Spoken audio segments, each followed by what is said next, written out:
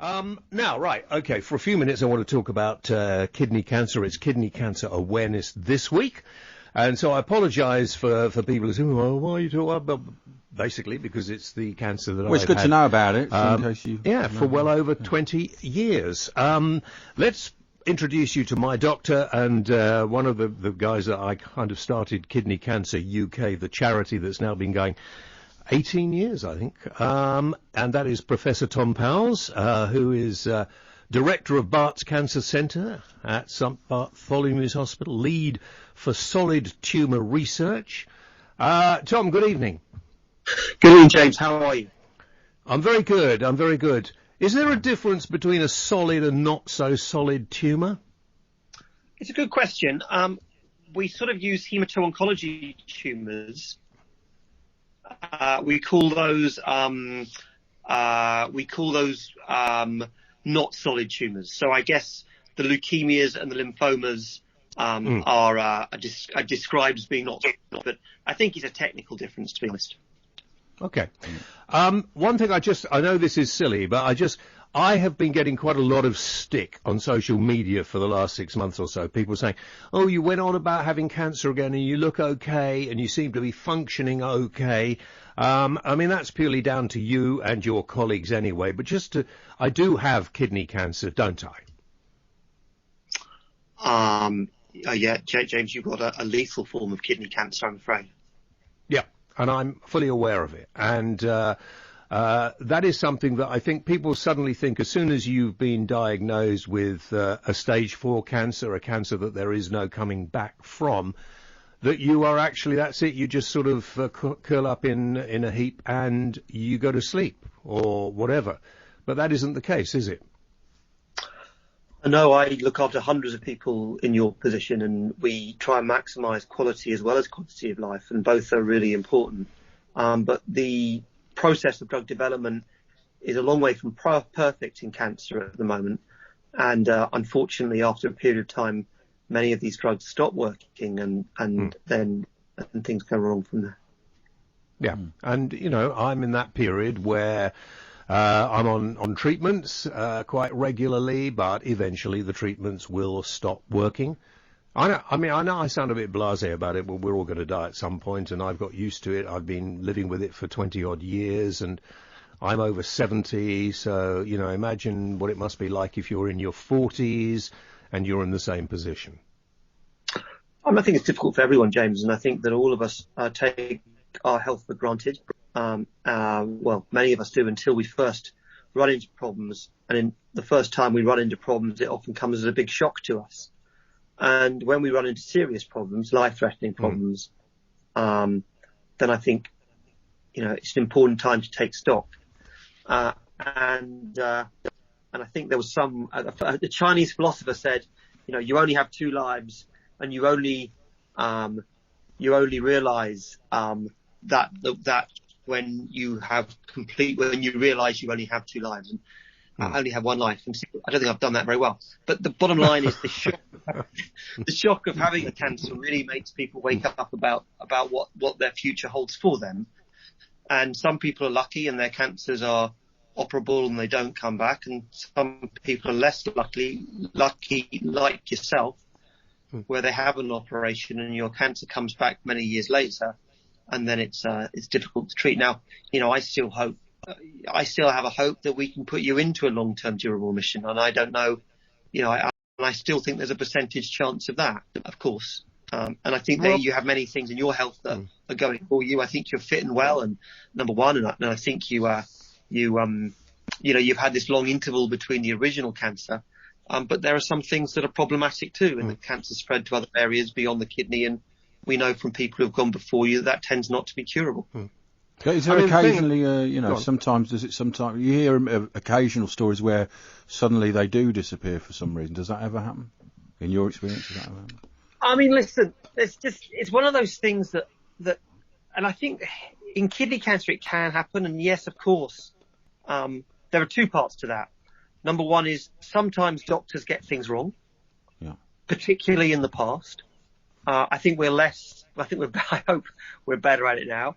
But in the past, we've been slightly blasé about cancer diagnosis? You know, was the histology really right? Is that really what the scan showed? Was the doctor right in saying it's definitely cancer? You know, all of these things. But don't biopsies prove 100% it's cancer, or can they also be wrong? Yeah, we do that now. No, biopsies 99.9% of the time, really. But in years go by, we didn't do prostate cancer biopsies. And, sometimes, dare I say it, we didn't even do breast biopsies a long time ago. There's a breast lump and everyone assumed you had breast cancer, whereas we now know there are many different causes of that. So I think there will be people of an older generation who knew someone who lived forever with cancer, and that might be because some of the robustness, some of the improvements we've made in cancer in the last 20 years perhaps weren't realised by that group of the population. Now, kidney cancer has become more and more prevalent since 23 years ago, I think I was first diagnosed with it. I had one of my kidneys removed, and at the time they said, well, we don't think you're going to live very long. And then after about 10 years, I didn't forget about it, but it's always been in my mind. But I didn't sort of look for signs and things like that. Maybe I should have done. But I think for some reason there are maybe just more and more people present with it. I don't know. But the interesting thing is, because I didn't know there was such a cancer, and I think still there are people who think of cancer as breast cancer and lung cancer and maybe prostate and stomach cancers, but a lot of them you don't know about. Now, kidney cancer is becoming, unfortunately, more common. And I think just if we could take some time out here, Tom, and just tell people what they need to look for, what might be a sign of it. So I think blood in your pee is a bad sign, and that's quite important. And that's important particularly important for men, but increasingly important for women. I think, there are different causes of blood in your pee, but actually cancer is a pretty common cause. For blood in your pee, blood in your poo, coughing up blood, those are three pretty serious signs. And if that's happening, if you've got a breast lump, you've got a persistent cough for weeks. Now, COVID's make that more complicated, but blood in your pee, blood in your poo, that's pretty bad. Now, sometimes when you wipe your bottom, there's some blood on it, and that's fresh, and that's red, and that's bright red. That's bright red, and that's very different. But if there's lots of blood mixed in with your poo, or they've gone black, or something, or you've got blood in your pee, that's something that you need to take seriously. One of the problems we've got in the UK at the moment is that seeing your GP's become really hard. And we're going to need to take stock of that fairly soon.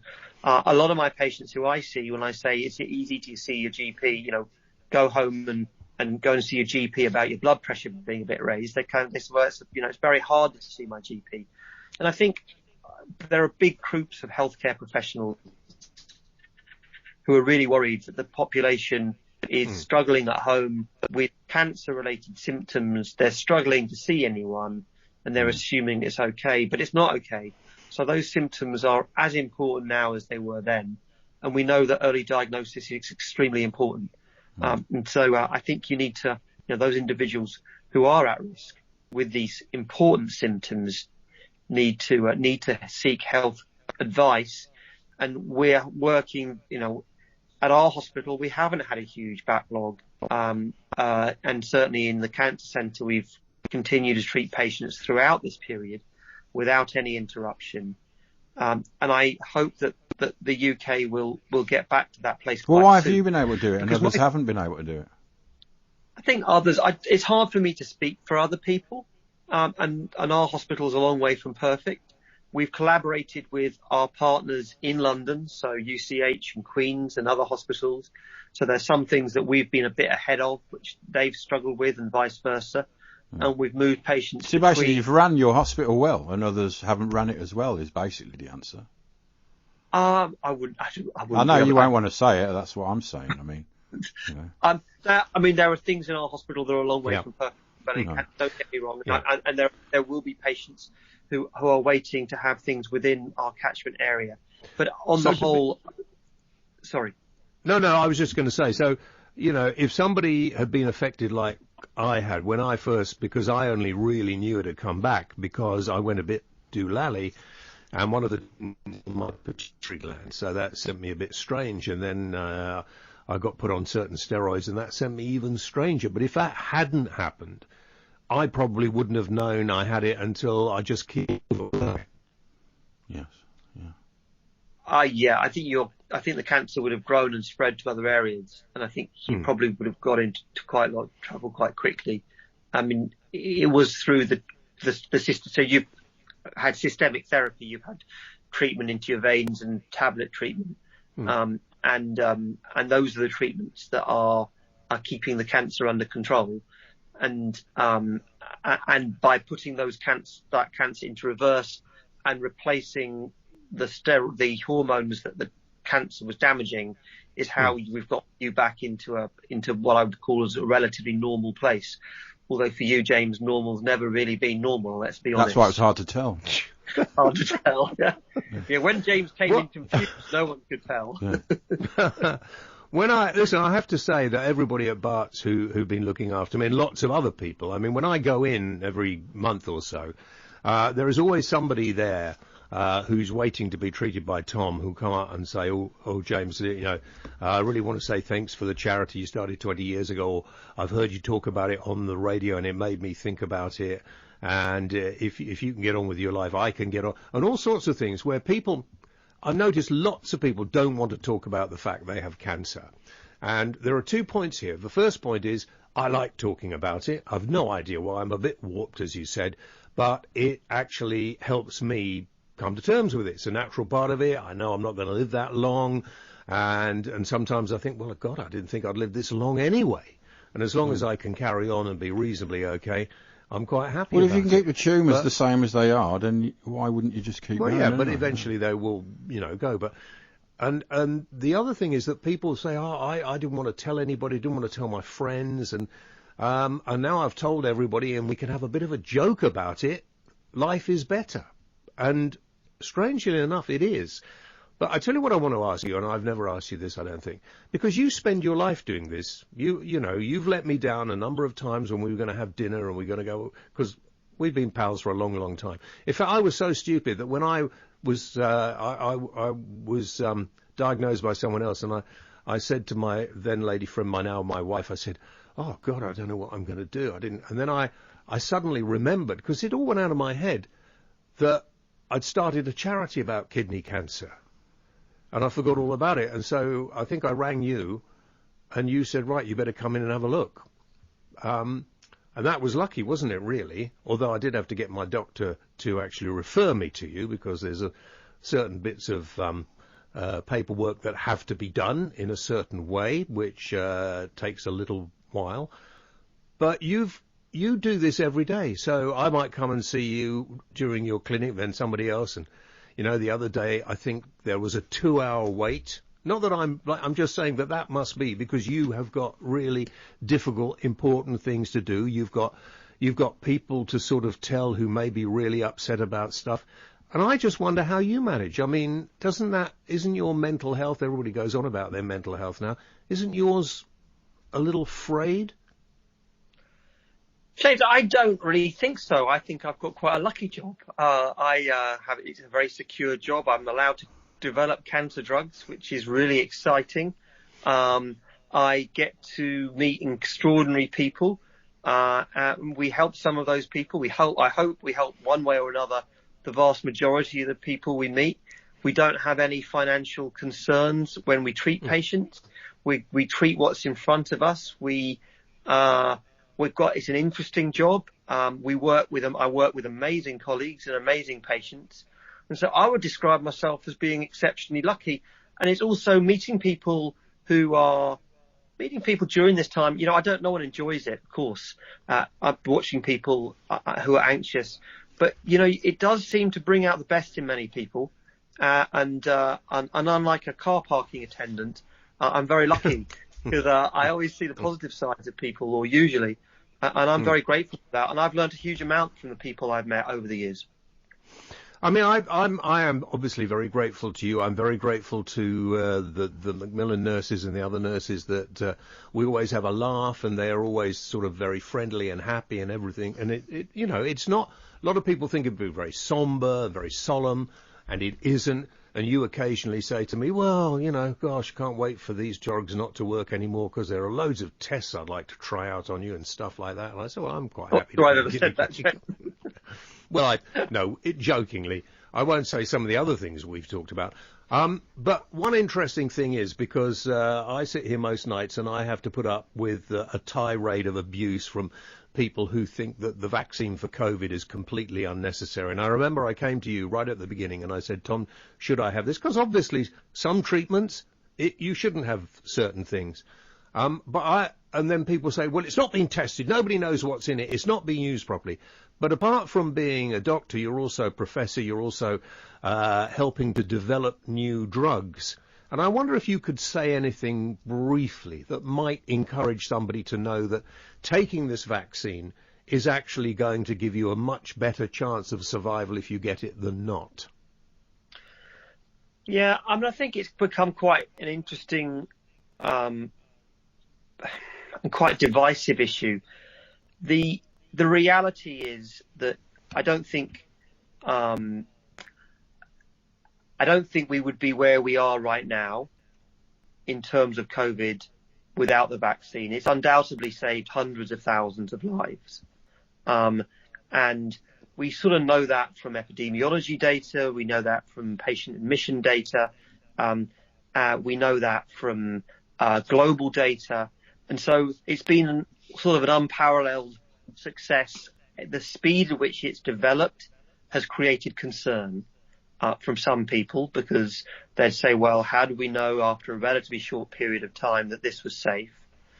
The difference between this and a drug like paracetamol is this is just essentially a dead part of the virus. It's exactly the same as the virus, what you're getting. So essentially, if you've caught COVID, you've had the vaccine or a part of the vaccine. Now we know you need to keep boosting that, and you know that we can catch COVID 2 or 3 times, and that's why the booster process is ongoing. And the reality is it's a very small part of the virus that you're getting. It's not a new drug. It's not like one of my cancer drugs. My cancer drugs, have caused kidney failure and all sorts of bits and pieces, and they've never been tested, and they're made out of false material. One of my cancer drugs is made out of made out of platinum, essentially. Now, how's the body going to react to a dose of platinum? We don't know. But we know that this is just part of the virus. You're just getting the spike protein of the virus. If you wait long enough, you'll get it anyway, because it's going to be endemic. But you'll get it with a living virus if you get it.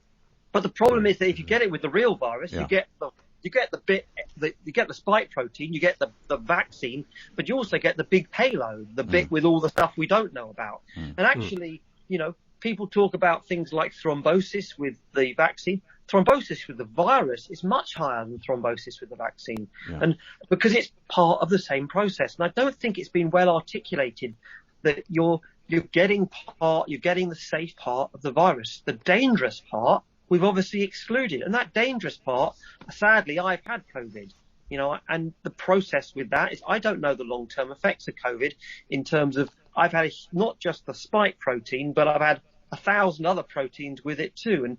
And my body didn't clear it well because I hadn't been vaccinated when I caught it. I caught it before the vaccines were available.